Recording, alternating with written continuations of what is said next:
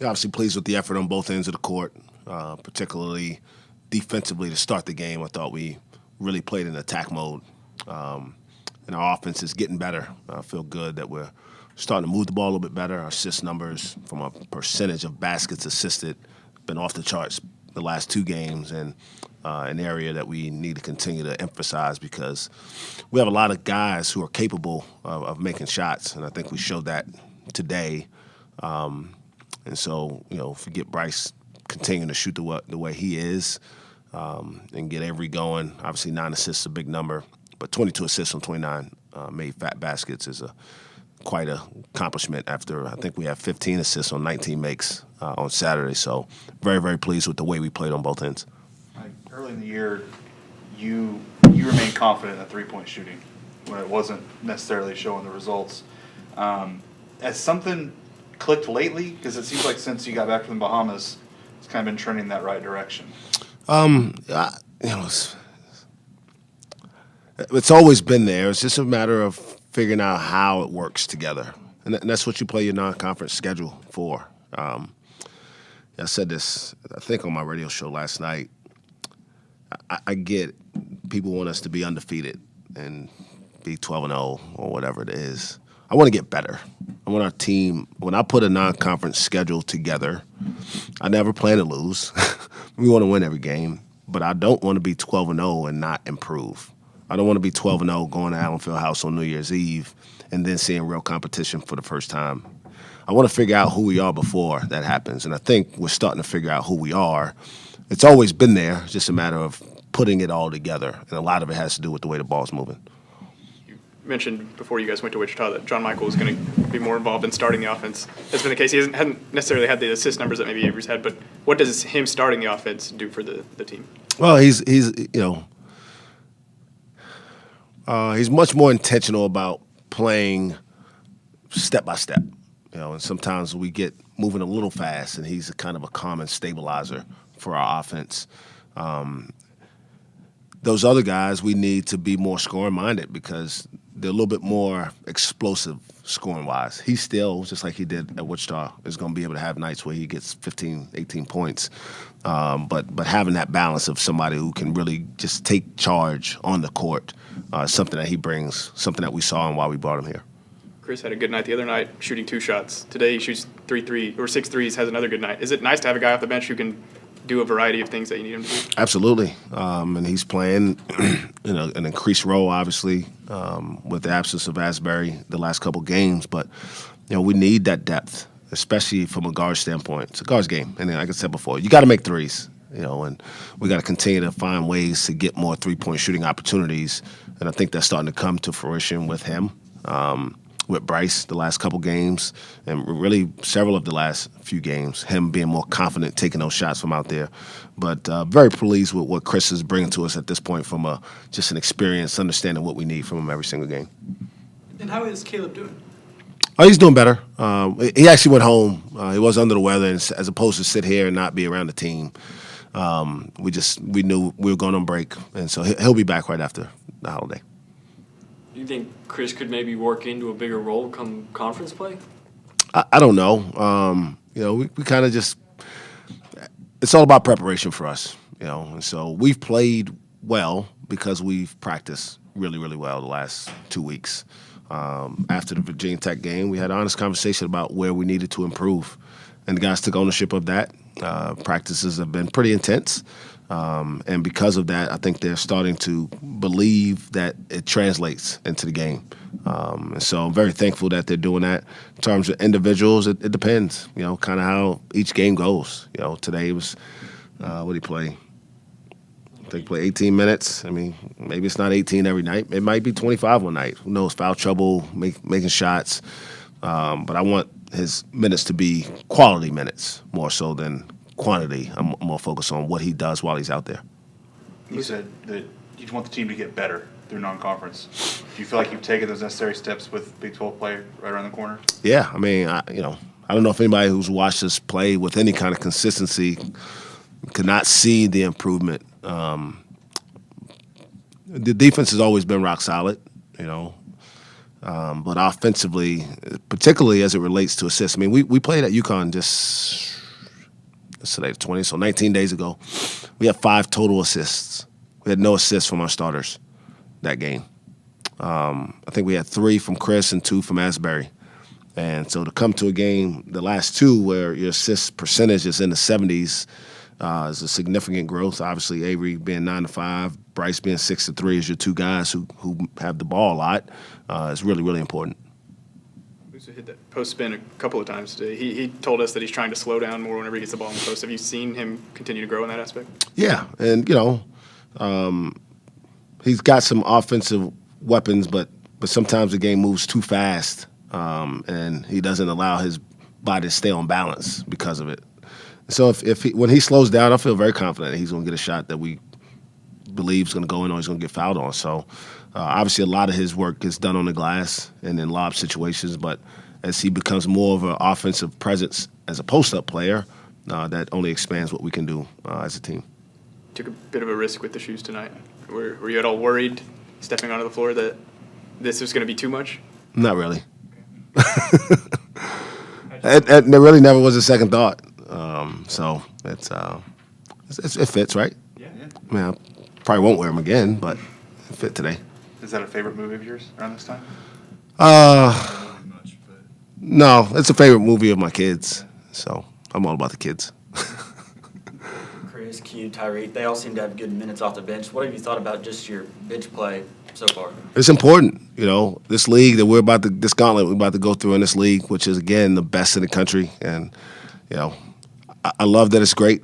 I wish it wasn't always as good as it is because every year I feel like it's the best it's ever been. And I'm looking around and I'm watching all these guys play, and I think it's better than it's been up to this point. And so we'll need some depth, especially when you go on the road. You never know what happens. And also just to get through, 2.5 months, twice against everybody, be great challenges moving forward. But we're looking forward to getting prepared for it. John Michael had the tech on the flop, and then Woody had the one on the dunk. What do you kind of tell guys after something like that? I mean, they're teachable moments. John Michaels, I think, is more questionable from my perspective. I watched the film. The ref thought he had a pretty good look at it. Woody's is obvious. I mean, it's automatic, so we just can't do that. When we get into the league play, which, again, is here, these games are always coming down to 1 or 2 possessions, 3 possessions, overtime. And so you can't throw away points or give the other team opportunities to score what we call self-inflicted wounds. You mentioned how important threes are in the modern game. I think the last 2 games, teams are shooting 10 for 54 on you guys. What are you guys doing to run them off the line, and does it help having Musa in there that you can be as aggressive on the perimeter? Everything defensively starts with Musa. And again, I can't talk enough about how important he is to what we do on that end of the floor. He gives everybody confidence that they can do their job all out, because if they break down, I mean, that's where it ends. And I was disappointed we gave up a 3 to end the half because we overhelped as a guy was driving down there. I don't know what he was going to do when he got down there. He was actually hoping someone would come help because he didn't want to go down there, because the last guy that went down there basically almost disappeared.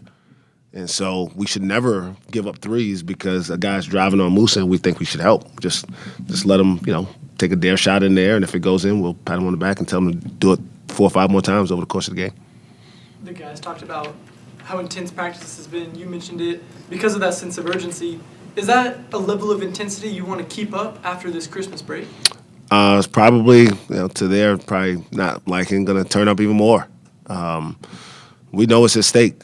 And we know that there are tremendous opportunities out there as we move forward to achieve some of the goals that we've set for ourselves. And so now's not the time to relax, because, we don't look too far ahead of the schedule, but we know what's coming up. And so we know the first one is going to be a difficult one, as always is. And you can't play well if you don't prepare well. And, a true firm believer in that. You play the way you practice. And so if we want to play well, we have to practice well. And whatever that means, that's what that means. How do you turn it up even more? Well, we had 3 treadmills in practice on Sunday, and so I'll get as many as we need to have in there. Look like getting a treadmill to practice. Ask Coach Mitch. He's got a lot of muscles. I don't know how it works. I just asked them to make sure we had more than one, and they were there. I don't have a treadmill guy. I can call and say, okay, I need a treadmill. So. We can make Mitch available for you. I think I'll pass. Mike, they said on the radio broadcast, but just to confirm, did Avery need stitches on the eye? He did. First, congratulations to you on your new assignment too, man. That's awesome. But yeah, he got hit in the second half, right across his forehead, right on his eyebrow, and needed 3 stitches. He's a warrior. I mean, he got it done in the locker room after the game, and he was fine moving forward. He's always been a bit of an accessory guy with the headband. Sometimes doesn't wear the headband. Does he enjoy the glasses? It's a good question. I didn't ask him. I didn't really know he was going to wear them until right before the game. And so once that happens again, I try to just focus on whatever it takes for him to play well. I don't care. If he wants to wear eye patch, if that helps, that's fine with me too. I think he shot his free throws with one eye the other day at the end of the game because it was, obviously we hadn't addressed it yet. He just had some suture thing on it before the game was over. So proud of the kid's growth. Guys, it was a team high in 3-pointers since 2018, 2019. Was there something that went into all those threes today? I mean, this is all the hard work that we put in and on, like, when people's watching and when y'all are watching. So, Coach Mike just dialed in on us, like, making shots, really. Just, like, taking the open one, don't not take the open one. So, we took a conscious effort of that, and now they're starting to go in. You guys have started to trend upward on 3-pointers since the Bahamas. Mm-hmm. Has something changed? Has there been something that's kind of clicked since then? I mean, I feel like something changed, yeah. Because, like, in the beginning of the season, like, we was taking, like, a shot, like, we're not comfortable, like, they're not comfortable taking with. But, like, now, like, we taking an open shot, and then nobody being selfish. So they passing out, like, and everybody taking an open shot. Because, like, before we was taking, like, a shot over, like, 2 people, and, like, shot that's, like that's not, that doesn't have a high percentage gain. Now, like, we got, like, we taking guys like BT, Chris, everybody taking a shot that's, like, wide open shot. And then we doing our job, like, set a screen and roll. And you have to help because they ain't got no choice. Or, like, we're going to tear the rim down. So the guys is open. So, yo. Yeah, that's true. Like, with you, like, Coach Mike, like I said, Coach Mike has made a conscious effort of making us make the one more. And once you get the one more, he one more for a reason for you to knock down the 3. So he's locked in on, like, taking that shot instead of, like, trying to shoot over 2 people like Musa said. Musa, you hit that post spin a couple times. Is that something you've particularly been working on, or is that just what was available to you today? What was that? I mean, for me, I just got to take my time, to be honest. Coach here be telling me, like, I be feeling like when I'm out there, I be feeling like I'm guarding myself. But, like, now I'm starting taking my time and it's realizing, like, oh, it's other people guarding me. It's not me. Like, it's not a lot of people that play, like, good defense like me. So I just got to take my time, and I got it. I just got to take my time and do it. So I've been working on it, and it's working for it.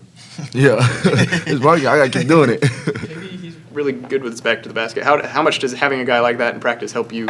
Oh yeah, I actually, like, I've been stealing some of his moves sometimes. Like, I spin back. You know what I'm saying? I haven't make it, but, like, it's working, like, cause it gives me a lot of space. And like KB, he take his time. Like, that's just something that I've been watching, like, our practice. Like, when I go watching the films, like, he take his time every time. Like, he doesn't rush. It's not like he's doing, like, crazy stuff, but, like, he taking his time. That's the most, like, important thing. So, like, I just gotta copy him. Like, we make each other better. So I just gotta, like, watch that and then keep doing it. Chris, with Caleb Asbury out, you've kind of stepped up. You've got more minutes both in Wichita and today. And they've both been great games for you. You know, what's been working for you? I just feel like my confidence level boosted knowing that we had a man down, so he was going to look to a senior to, bring another spark or whatever. So I just felt like me taking my confidence and doing what I know I need to do as a senior and just help the team win. It looks like they had a pretty tough time handling the press. What was going into that from your perspective, Chris? Them handling the press? Well, they sliced it a couple times. We just had to, like, I feel like we had them where we wanted to have them, but we just let them keep, like, slicing through the middle. So we just had to tighten that up a little bit for real. Mm-hmm. Chris, the last game you didn't score, but you had all the assists. And you didn't turn the ball over. Tonight you shoot 6 threes. Is it kind of fun that your role isn't necessarily defined? You're kind of doing a bunch of different things? I feel like that's just my game in general, If I can find you, I'm going to pass it. Like, I'm an unselfish player. But if I feel like if I'm hot, I feel like they'll do the same for me because I'm also doing the same for them when they're hot. So, yeah. Did you know your role was going to increase or when did you find out? Was it Saturday? And then did you know you were also going to be playing a decent amount today? I just I just play hard in practice and I get my minutes how they come. I really don't just like ask for minutes. I just try to play as hard as I can every time I'm on the floor just to increase my minutes. What do you guys think of Mike's shoes? I liked them. I actually liked them. I know what they're called, so I knew he was going to get them anyway. So I like them. They're pretty expensive for what they look like. Would you be? I don't know the price. They came out at $200, but they're going to resell for about a couple thousands. Not quite that crazy, but Damn, thousands. Watch. when did he just kind of like show up in the locker room and had them? I did not. Like every game, I usually look at his shoes. But for some reason, I didn't look at his shoes today. I think I was just so locked in. But I did not look at his shoes. And then we on the court, and like it was like a shoe cam. And I looked, and they were like the shoes. So I started looking around for Coach Mike, and he had them on. I was like, oh my God. Oh, you talking about Coach Mike's shoes? Yeah, the Grinches. Yeah, I saw that. I was like, what? Yeah, I thought it was like a fan who had them on, but it was Coach Mike. I should have known it was Coach Mike. That's tough though. Yeah, those are tough. That's though. tough. I like those. Big 12 plays next. You've got a little break here. Do you guys feel like you're kind of trending in that right direction? Definitely. I feel like we grow like in the past couple games. We've been playing like how we practicing, and we just gotta keep them like. Even I know a couple guys like we go on break, but I feel like everybody gonna do right. They're gonna stay locked in and keep working. So when we come back, like we don't have to start from the bottom. We just gotta start where we leave, and then keep going. Really. And we still got C5 coming back. So I feel like we trending in the right direction at the right time to start Big 12. For sure. So yeah, I feel like when he come back, he's gonna do nothing but just keep it going, like, cause I know how he can shoot it, and how he is on defense. So I feel like him coming back and just helping us, is just the Big 12 is in for a rude awakening now. Sure. We ready for it. I'm Definitely excited. ready. We talked to Reek before you guys went to Wichita, and he kind of said the sense of urgency, like, hey, we can't be losing too many more of these games if we want to make the tournament, things like that. How have you guys seen that over the last few weeks? We seen it all in practice, you know. Practices, the intensity level went completely skyrocket. Coach Mike is not letting us. He knows our capabilities, so he knows what we can do and how far we can take this program this year. So he's not letting no slip ups happen this year. No more. Pushing us to the limit, definitely. Tyreek seems like he's really embraced his role off the bench this year after he kind of started some more last year. What have you guys seen from him? Oh man, that man's a beast. I ain't gonna lie. He probably leading right now in the country on field goal percent. He don't miss.